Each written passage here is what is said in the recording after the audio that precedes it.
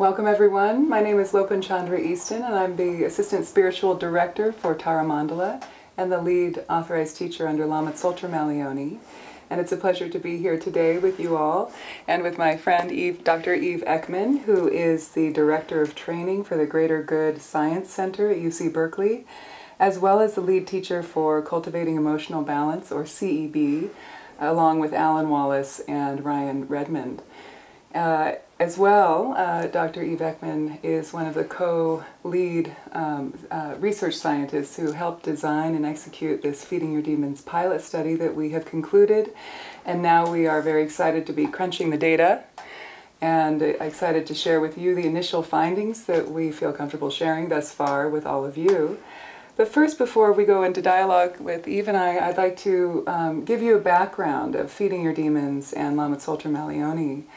Lama Tsultrim Allione wrote a book called Feeding Your Demons, and it became a national bestseller. It's a very effective technique of feeding rather than fighting our so-called demons or challenges in our life. It's a 5-step process that is based on the ancient Tibetan Buddhist practice of Chöd, which was founded by Machi Glabdran, a woman teacher in the 11th century.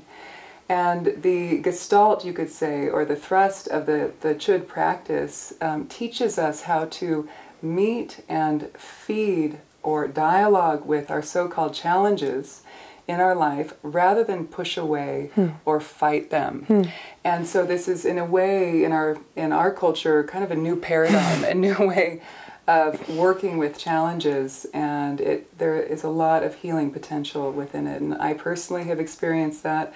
Other people I've worked with, I've seen firsthand through working with clients or teaching in groups. I've seen amazing growth and healing through this 5 steps of Feeding Your Demons. So I would like to take a moment to explain the 5 steps, how it works, and give a couple examples. So the first step in Feeding Your Demons is to feel where this blockage or this emotional kind of knot lives most strongly in your body. And then, based on connecting with the location, the sensation, the texture of that feeling, even the temperature and the shape of the feeling, then the second step is to personify that feeling temporarily, to allow it to take shape as a personified being in front of you. That is step 2, personifying the so-called demon.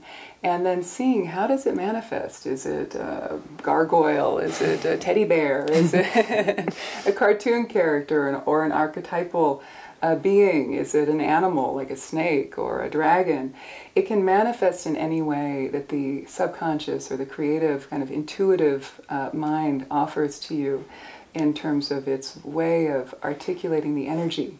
And so then, through personifying the feeling that we had inside of our body temporarily, then we can ask it questions. And the 3 main questions are, what do you want? What do you really need? Meaning, what is the need beneath the want? And then the third question is, how will you feel when you get what you really need? And what's interesting about this technique, and what makes it similar to Gestalt or dialogue-based therapies, is that then, once we ask those 3 questions, one after the other, we immediately switch positions and become this so-called demon. We take the seat of the demon, or we step into its shoes for a short period of time, and we feel what it's like to be in the demon's body for the duration of this step, where we then answer as the demon. So not saying, oh, the demon would like this and the demon wants that, but rather saying, as the demon, I want, and then filling in the blanks, what I really need is, and when I get what I really need, I will feel, and then you fill in the blanks according to the feeling that you are embodying and connecting with in that moment. So it's meant to be a very first-hand experience of embodying the energy of the demon, and what's so brilliant about that is that what has up till now usually been objectified as other and something kind of like the enemy and trying to get rid of it, we actually allow ourselves to be it for the moment and feel what it's like to be angry or to be sad or lonely or confused, whatever it is that blockage that we're working with is, and then speak from that perspective. And that in and of itself is very healing, just right there, step 2. Well, step 3 is then becoming the demon. So I just described that. So that's step 3, actually. So then, after you speak and answer as the demon, you come back to your normal self, and then you imagine that you offer nectar in the form of the healing feeling and energy that the demon has so deeply needed all this time. It's the answer that the demon gave in the third question. So if the answer for me had been love, like the way I will feel when I get what I really need is love, then when I come back to my normal self, I would offer the demon nectar in the form of love, and I would feed until complete satisfaction is reached. Then after that feels complete, it can take a couple minutes, it can take 5 minutes, it might even just take 5 seconds. This feeding process, when it feels complete, what happens is that energy of the demon is then, in a sense, you could say liberated or kind of unraveled or released, relaxed, to the point where that imagery can then manifest as the ally. So we either invite the ally to appear, or that demon, that energy that had been the demon, just automatically transforms and becomes the demon, becomes the ally. And then we ask the ally some questions as well, like, how will you help me? How will you protect me? What is your pledge or commitment to me? And then how can I access you? Meaning, how can I access you in the future when I am confronted with this conflict or this challenge, this so-called demon? So how can I call upon your helpful guidance and wisdom again in the world when I'm living my life? Then, just like we did with the demon, we switch positions and we become the ally. And that, again, is a very healing moment. To embody the energy of the ally for a period of time can be very revelatory. It's like, oh, wow, I feel majestic, or I feel powerful. And then from the ally's perspective, you answer as the ally those 4 questions. Then coming back to your original seat for the 5th step, the final step, which is resting in awareness.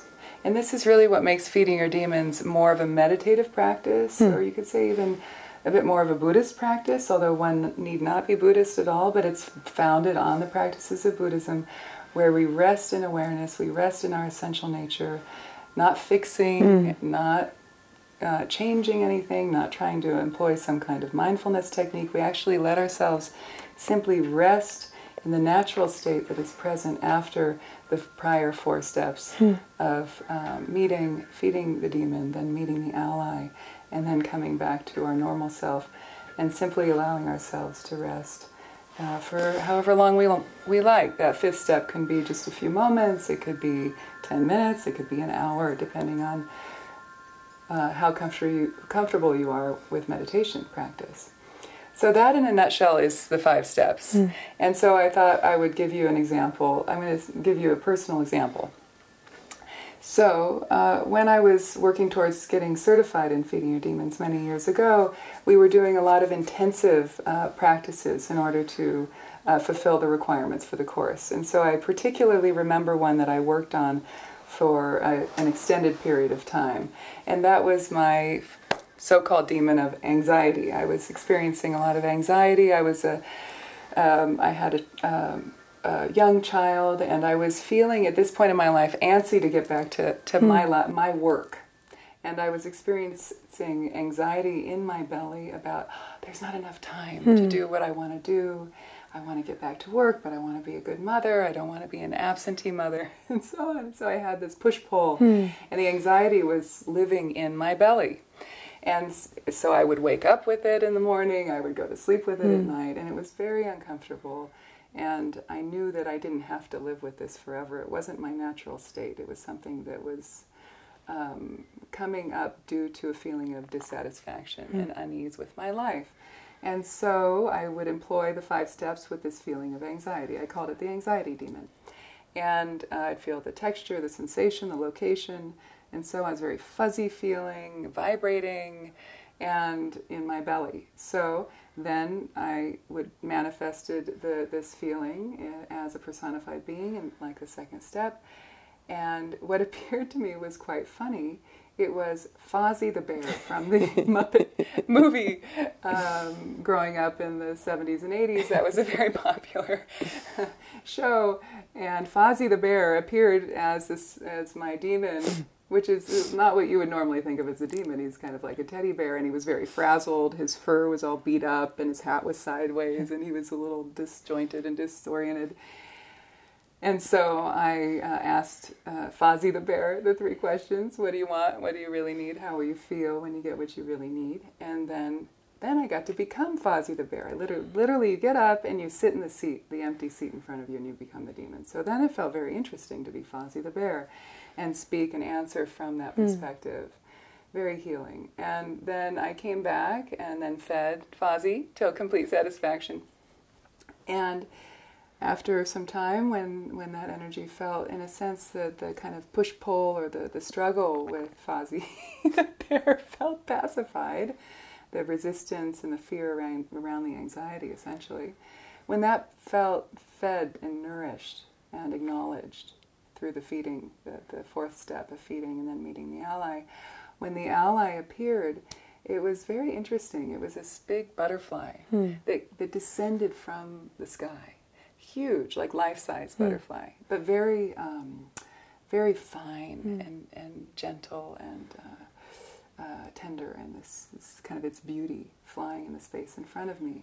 And so when I asked, how will you help me, how will you protect me, and so on, then I switched position and became the butterfly, which was very interesting. And then answering as the ally, the main pith, wisdom that I remember most strongly that it gave me is the answer to the 4th question.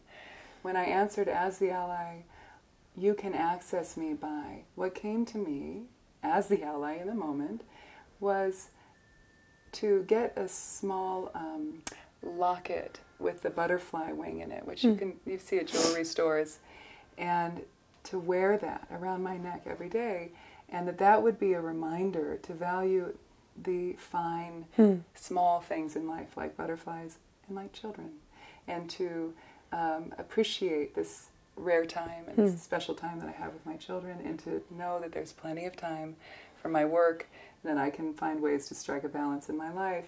But to every morning when I would put the necklace on, I happened to be able to find one very easily at a local store, and I put it around my neck, and then remember to value the small things in life, my children. So that is an example of a very palpable lesson and guidance that really helped me find more peace in my life, and really lasting peace as well. And I still remember that to this day. So there's an example of how the 5 steps can work. Yeah. So now, Eve, I would love to hear more about your work. Sure. And also what brought you to be involved with this study, in particular the study of feeding your demons.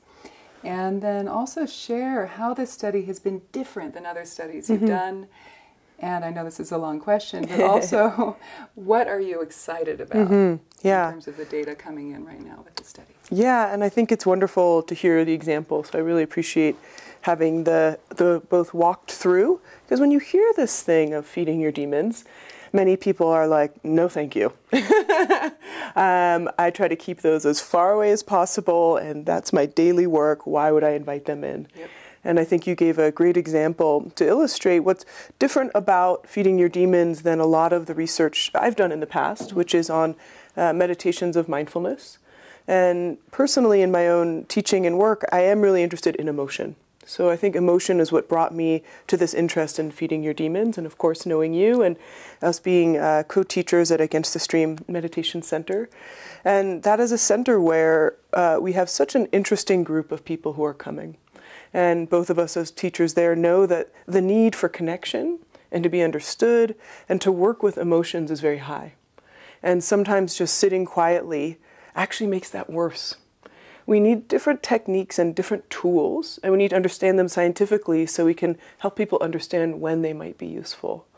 So I feel very passionate about that. And when we were having tacos before one of your teaching nights, and you said, how do we do a study on this? And I think my exact quote was, you'll never find the money from the government. It's just too out of the box, right? And so we think of mindfulness practices that, because of the great early work of pioneers in that field, have now become mainstream, right? And they're mainstream and understood, and they're simple. They don't require a lot of visualization. And visualization is actually an area in meditation that hasn't been studied very much at all. So what does it mean to use our creative capacities? I think that could also be a turnoff for some people. They would say, no, I just want to try to focus on breath or counting. I'm comfortable with that. This idea of bringing forth an image or an idea, I'm not a creative person.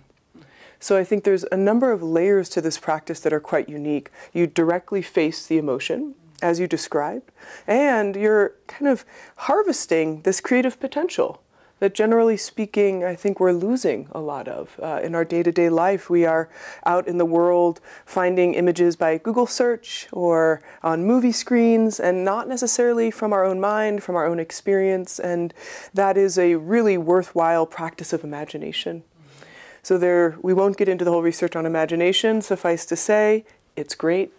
It's very helpful. It can lead to a lot of insights, clarity, and decision-making capacity. So when we started talking about this study, and Tara Mandala and Lama Tsultrim especially said, you know what, we're interested. We want to support this study. Then I immediately thought of Philippe Goldin, who was my co-investigator and really took the lead charge on the quantitative data that I'll be sharing. And he is a professor at UC Davis of neuroscience, but has a long history of studying compassion, meditation practices, and what works for people about specific practices. So he was a really wonderful ally to have, and was immediately interested. Because he knows this field well, he similarly resonated with this idea of we need more tools. Meditation is actually a very large tent, right? And underneath it include practices of mindfulness or compassion, Chöd or feeding your demons, and yet the majority of the attention thus far, with a couple exceptions, is really on these breath practices. So I think Philippe also sees that the need clinically, meaning the amount of depression, anxiety, substance use, is so great for our populations. We need to bring everything out from under that tent and start examining it and seeing how, if, and when it can be beneficial. Indeed, being a teacher and a practitioner, that evidence is enormously important and helps you have the faith and confidence to share it with others. But of course, science then gives people this sense of stability and security, knowing, yeah, this would work for me too. You know, I am not someone who's interested, as you said, in Buddhism specifically. And when we think of secular practices, it doesn't mean they have no religious background. It means they can include everyone. And that's a definition His Holiness the Dalai Lama uses, because in India it's an inclusive secularism. So you have Christianity, you have Muslims, you have Hindus, you have Buddhists, everyone under the same, no requirement of belief. So I think that's really important with some of these more complex practices in meditation. So when we had the great fortune to be supported in this study, then we also had research assistants pop right up, because doing research is a team adventure. And Amy Braun and Vanessa Simmons, who were students at the center of where we teach, both had interest, and Amy had quite significant background in science. And we thought about how can we best work with this material. And the center itself, we have, I don't know, per week, but hundreds of people coming per week to the center for teachings, sometimes teachings in Tibetan Buddhism, primarily with a Theravadan approach and Vipassana. And our center also has a big population of people who are recovering from substance use, alcohol use. And that's a big interest and need for our population, is how do I work with these cravings? How do I, instead of just giving in, find a way to understand what's underneath? So we, pretty much immediately thought, wow, let's work it against the stream. And what's unique about that for me as a researcher is generally we do research by creating an idea of what we want to study, and then designing something that has all of the measurements that we think will be best, then inviting people into this kind of controlled environment, and then they leave, and then we analyze the data. Now that's really good for getting what we call clean, strong data. It doesn't necessarily reflect what people are doing in their natural lives. And at Against the Stream, you're already teaching Feeding Your Demons once a month. People are already coming. There's a great deal of interest. So we harnessed what people already wanted. And this approach is called community-based participatory research. And for those in the viewing world who know that, this is a method in which we want to understand what people are already doing, what kind of questions they have. How does this practice work? Does it help meditation in general? What are the transformations that are possible? And it was a phenomenal experience for me. I'd never felt that I was involved in a study where participants were so eager to participate. They attended a 3-hour orientation, unheard of. We would never have them do that in a laboratory setting. And they were turning in every single time they did the practice. So the way we designed it was for 30 days, people practice 15 times. They could do that every other day or clump them up as they liked. They did these practices on their own with audio, and they had 2 that were facilitated by a certified trainer. Three facilitated.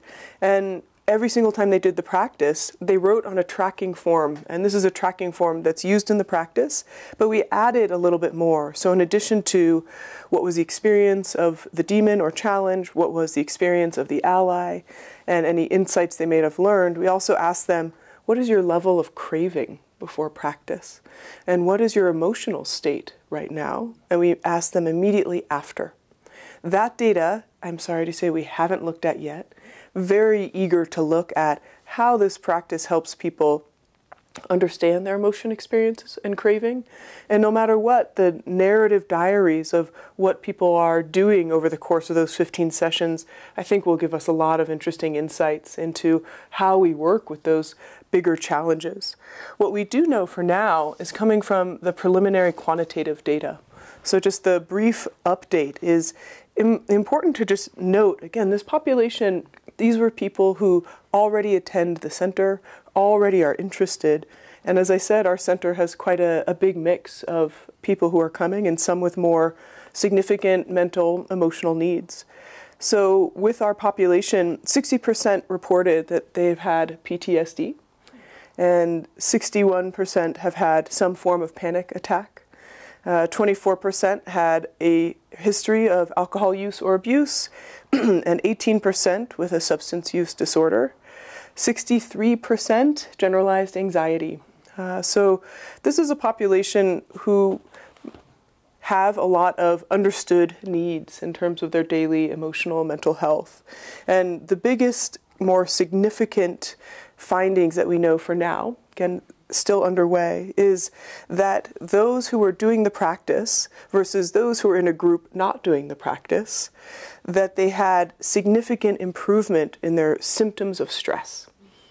And that's a really big deal. If your day-to-day basis includes a lot of anxiety and agitation, and to have a significant improvement is really wonderful. Maybe more interesting or telling, I think, of what we'll see when we do the journal entries, is that they also had a significant increase in self-compassion. So as we are working with these demons or in the process, what we might think or hypothesize is what's going on is we're learning to be compassionate to these parts of ourselves that we normally try to suppress and avoid. And probably naturally, that is relaxing. It's actually very effortful from the emotion science point of view to suppress our emotions. Yeah, in the short term it helps because we're not freaking out on everyone. But actually that effort of holding down makes us exhausted and drained. It's the kind of thing that wakes us up in the middle of the night. So we think maybe, we'll see when we get more data, but possibly these are connected.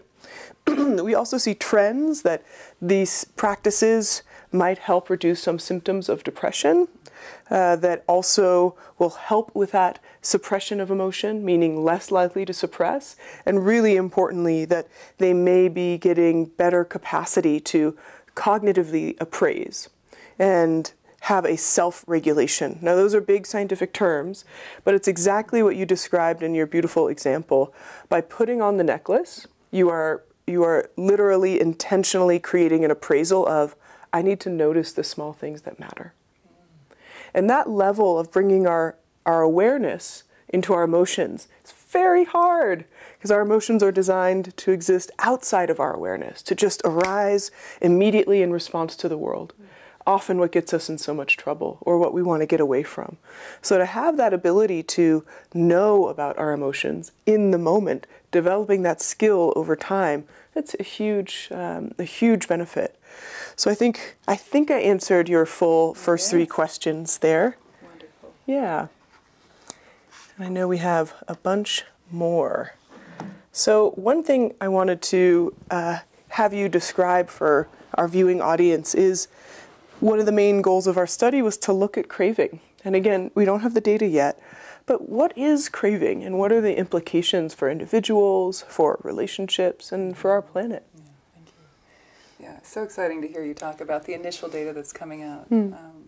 And so it feels very promising, and I do think it will have very strong implications for craving. And so I'll share craving from the Buddhist perspective because that's more of my strength and my background.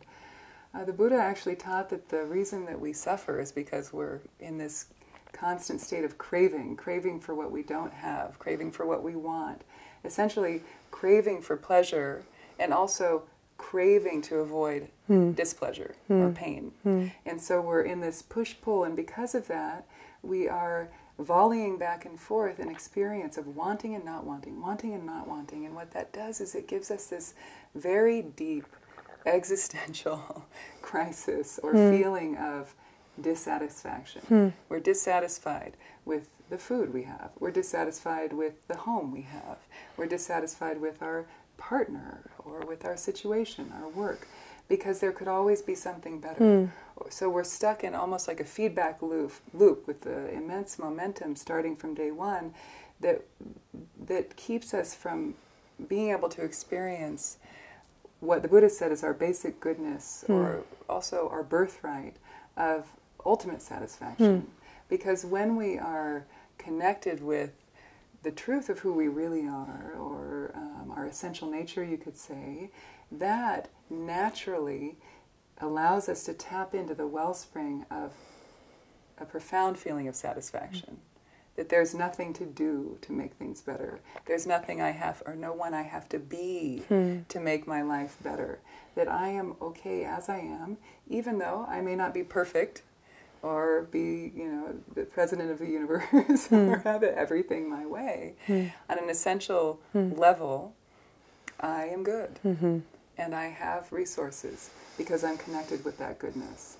And so meditation, practice, contemplation, no matter what technique, whether it's emptying the mind of thought or working through sound and visualization, whatever technique you may find in the contemplative traditions that employ quiet reflection and introspection, essentially they're all getting at finding that deeper connection with our essential nature, that source of ultimate satisfaction, whether you call it God, Buddha nature, consciousness, Allah, whatever you might call it.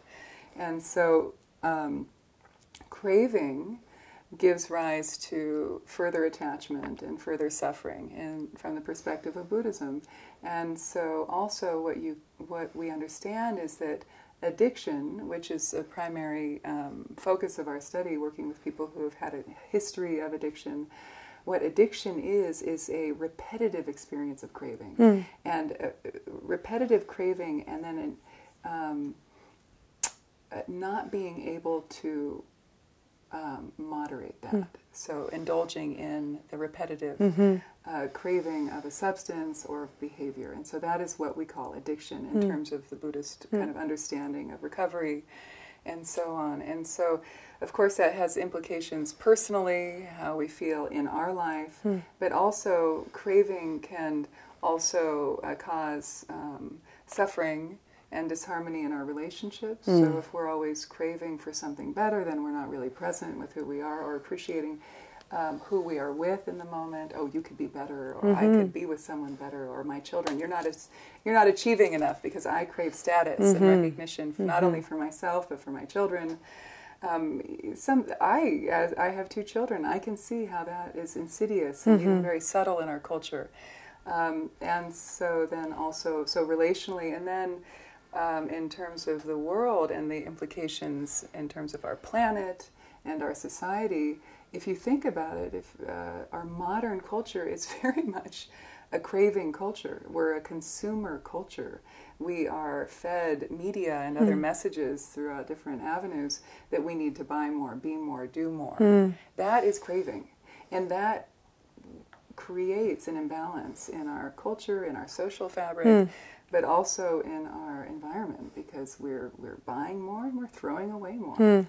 And so environmental issues, climate change, all of this, you could say, could be traced back to this essential core problem of being in this perpetual craving loop and not being satisfied with what we have. Now, of course, there are more subtle things we could talk about, but I think for now, that is what I'd like to share for craving. Yeah, and I think I appreciate how you show us that, you know, addiction with substances is one form of that, and yet many of us can fall prey to it either with our families and children, with our status, with our idealized body image. And so we didn't exclude anyone from the study whose craving was more for companionship or idealized self or status. And that form of craving is painful, right? Because, as you're mentioning, this idea that what is good is out there always creates a sense of dissatisfaction. So from the point of view of positive psychology, there's been research on this idea of a hedonic treadmill. So that we have this mug.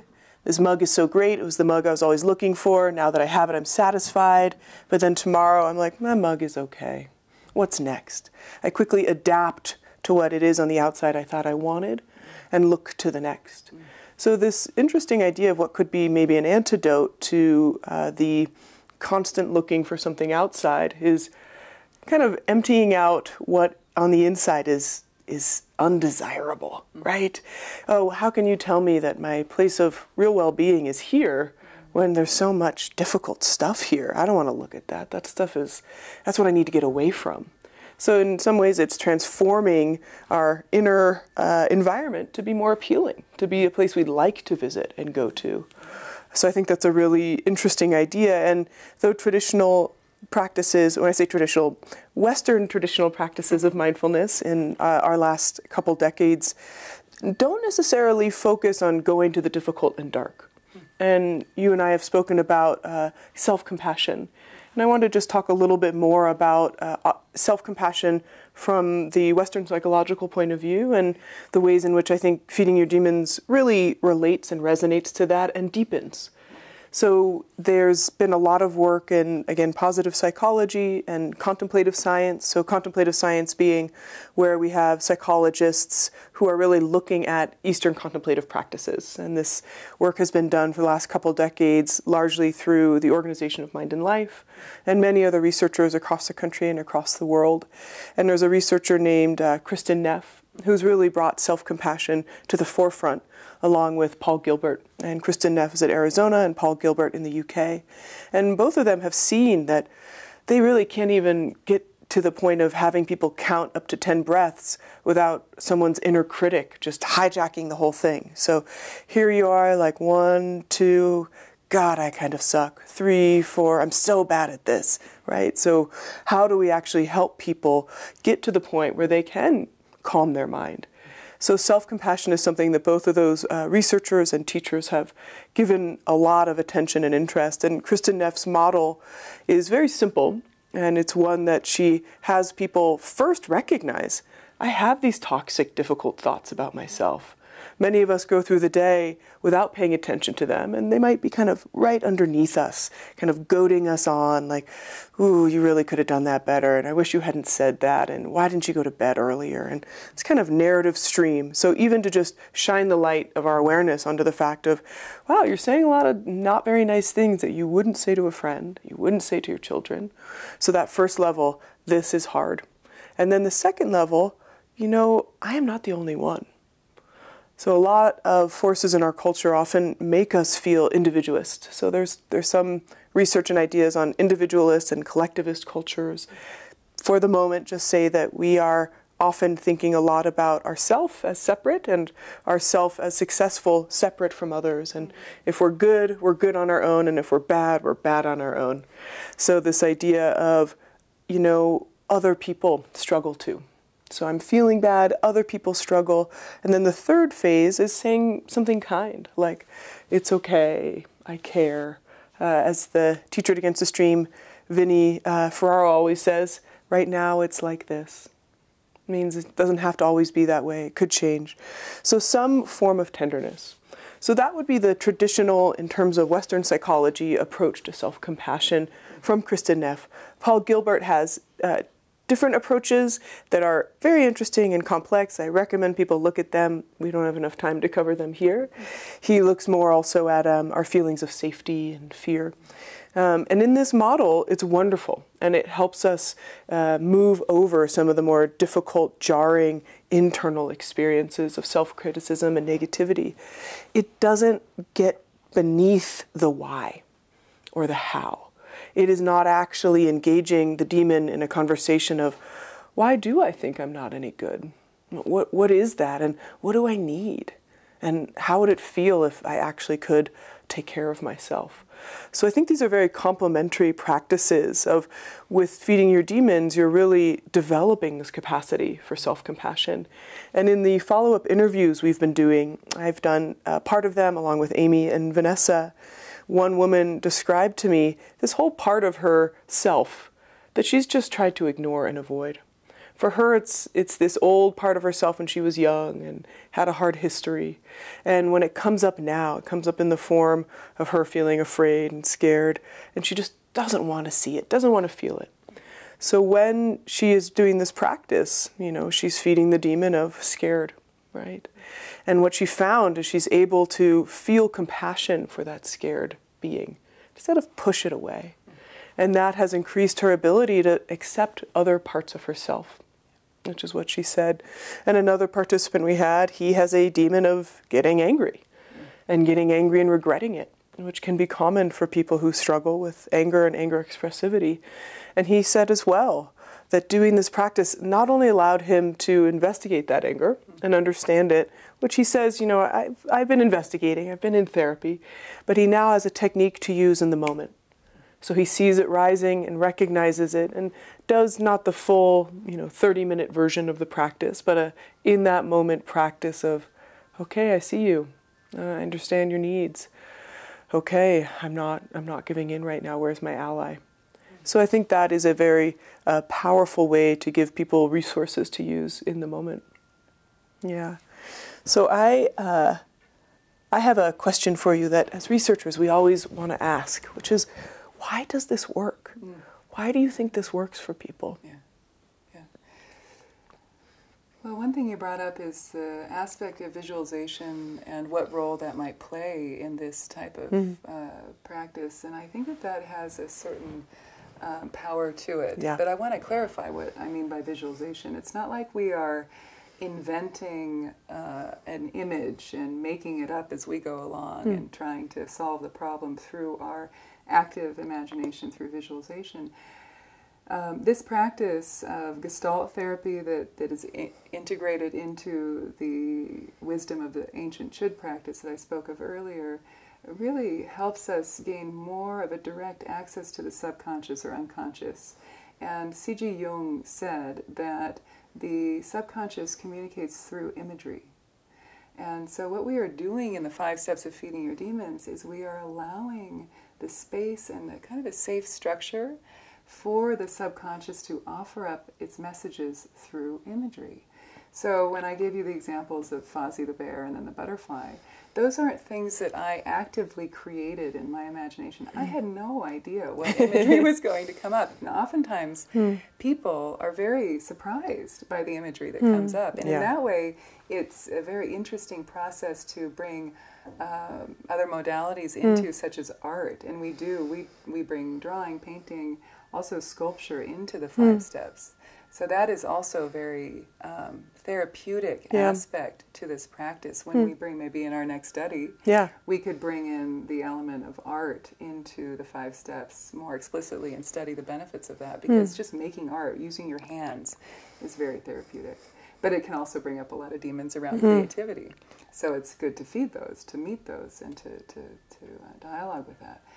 So I really feel that one aspect of the potency of this particular practice is this capacity or opening a doorway for the subconscious to offer up images in a way that we could never control or manipulate or invent on our own, and then discover the messages that those images give us. For example, another demon I had was a little poodle dog that was wearing I have funny demons. A poodle dog that was wearing a little knit sweater, and the color of the sweater was yellow and green, which had different significance that I won't go into. But on the side of the sweater was the number 7. So it looked like a jersey, like a team jersey. I had no idea what that meant in the moment, but then later, as I was journaling, I realized, oh, the wound that I experienced around this particular demon that I was feeding in that session happened when I was 7. So that came about later. That's not something my conscious mind said, okay, here's a poodle with the number 7 because you were 7 when that wound happened. So later through reflection and journaling, then I was able to gain insight into the meaning of that subconscious offering up of the imagery. So the feeding your demons isn't like active imagination or active visualization per se. It's more of letting the subconscious offer up imagery and communicate to you like we do, like we experience in dreams.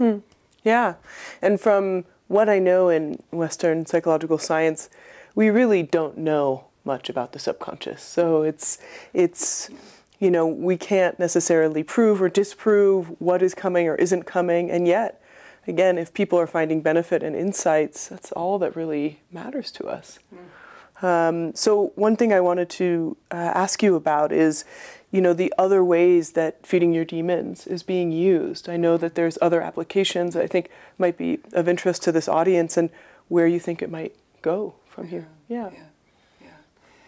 Well, another aspect of this practice that is so healing, and I want to weave this into your question now, is that we learn how to feed rather than fight our so-called challenges, and that's really the main thrust or alchemy of this practice, is that we're, rather than pushing away and ignoring, cutting out, eliminating or killing this so-called demon or challenge within us, we are turning to face it, meet it, dialogue with it. And I think that if you were to say what is the healing aspect that's really the most potent to this practice, it's that. And that is something like the example you gave with this man around anger. Once you learn how to do it on your own or with a partner through the 5 steps, you have more access to that in your daily life, and you can do, Lama Tsultrim calls it feeding on the go. You know, say you're confronted with, you're feeling angry in the moment, somebody cuts you off in traffic. Rather than like reifying it and believing it and fueling that, you can then, oh, there's that familiar feeling of anger. Oh, it's beating strongly in my heart right now. I'm feeling a rush of adrenaline. Okay, rather than like taking that for the ride, instead offering it a cool, healing nectar of patience or understanding or tenderness, whatever the ally energy was that you've experienced in your past sessions. So that can be another way of feeding on the go. It can be very intuitive. So that is the primary gestalt, you could say, of this particular practice that is so healing, in my opinion, and in Lama Tsultrim's opinion as well. And so we can bring this type of feeding, not fighting, into other elements, both culturally, socially, as well as personally. So in my work, what I have been very passionate about in this era, although it's been important ever since the beginning of probably human existence, which is racial and social inequality. And so how to come off the mountain, so to speak, with our practices, with our spiritual life. And so under the guidance and encouragement of Lama Tsultrim, I teamed up with a wonderful Buddhist minister named Reverend Jamil Scott, as well as my colleague Carla Jackson Brewer, and we developed a 6-month curriculum that we offered in the Bay Area, San Francisco Bay Area. Over 6 months, once a month we would meet, and we explored issues around privilege, oppression, bias, and so on. And each month we had different speakers come and talk about microaggressions, for example, or cultural literacy and chattel slavery in this country. So we would have a talk, we would learn something new, explore aspects of ourselves that might be frightening or guilt-ridden or angry, and then use the feeding your demons practice to work around issues that come up, simple human feelings that come up around bias, oppression, privilege. And so, say for example, maybe as a white person I have white guilt, right? So I feel guilty for the history of slavery and what white people have done to minorities or people of other color and race. And so I'm holding this guilt, and I'm angry about it, I'm sad, I'm heartbroken. So then I can take that feeling, or those feelings, into the 5 steps of feeding your demons, and then work with them through the 5 steps, and then also come out the other side with some wisdom nuggets through the ally work, and find more healing and maturity in integration. What can I do now? What can I do Rather now? than being stifled by the emotion around it, the guilt. That guilt is very stifling. Yeah. So transforming that energy and turning it into something. The irony is that it's called ally, meeting the ally. But even more than that, how can we be supporters and do our own personal work? Because the issue in the sphere of race work and social and racial justice work is that being an ally isn't good enough. Because when you say, oh, I'm your ally, it means, oh, I'll just stand here and I will help and support you. But actually we need to acknowledge and recognize that we have work to do. This is our problem too. Yeah. So we're not just allies, we are actually working and educating others and ourselves in terms of how to be more conscious human beings and provide more equality. The other sphere that I've brought this into is that of the creative realm. I like to make art. I went to art school. And I've always wanted to bring art into my life, my spiritual life, my Buddhist life as well. And so I teamed up with a wonderful art educator named Jennifer Burke, and we created a course called Creative Liberation, where people would come, learn about the 5 steps of feeding your demons, have the opportunity to journal and work around issues of creative blocks. I'm not good enough, I'm not an artist, I'm not creative. I think a lot of us can identify with this type of internal dialogue. And then feed those creative block so-called demons or issues in the 5 steps, and then use the imagery that comes forth through the 5 steps as a springboard to create art. And what we found is that the therapeutic aspects that were ignited in the 5 steps of feeding your demons then continue and grow and unfold in new ways through the actual art-making process. So that's something that's very exciting to me. And this can be brought into spheres like music, writing, and so many different aspects. Also, the corporate world could be an interesting place, and we're talking about that. And I'd like to ask you, what do you think from the findings that we're seeing coming in right now, what kind of implications do you think this practice could have in terms of other spheres? Yeah, I think I think it's limitless, as you're telling us, and I'm very inspired by the social justice approach with this work. It's so needed, and in our in our understanding of the spiritual world, most people have an idea that it's something one person does on their own, as opposed to in community. And I think these practices are so explicitly relational. It has to do with how do we get along better with ourselves so that we can get along better with others, either forcefully or subtly or what's called for, instead of getting kind of caught up in our own, as we say in Yiddish, mishigas, or issues or concerns around, am I doing this right? It's someone else's fault. Just that own, taking responsibility for our own emotions. And I think that's very powerful and really facilitates clear communication and empathy. I don't know who doesn't want that. In my limited time working in the corporate sphere and doing trainings there, that's something greatly of need. Better communication, better teamwork, how do you create a sense of belonging? So I could definitely see that working. I think the population that we initially looked at in terms of craving and addiction in this country, of course, obesity and substance use disorders are huge, huge, huge concerns. And we are desperate for more tools and techniques. So that feels to me like a really meaningful place, especially with substance use being called an epidemic now in this country. So how do we give people the tools that are empowering? Because this isn't like, come to me and I'll fix you. It's, here, look in the mirror and fix yourself. So I think that's a beautiful message. And one thing we were speaking about is how to recreate the feeling of the study. People enjoyed having the 30 days of expectation, right? Oh, I'm expected to do this, I have to do it. We work well with some external motivations. And I know that's something you are still thinking about. So maybe in closing, we could talk about how people could learn more or find out more about that. Yeah, absolutely. Yeah, so there are many resources for feeding your demons. There's the book called Feeding Your Demons by Tsultrim Allione. There are online programs that we've created here at Tara Mandala called Feeding Your Demons, or FYD is the acronym. FYD Level 1 is already out and available. Level 2 is forthcoming very soon, and Level 3 as well coming out soon.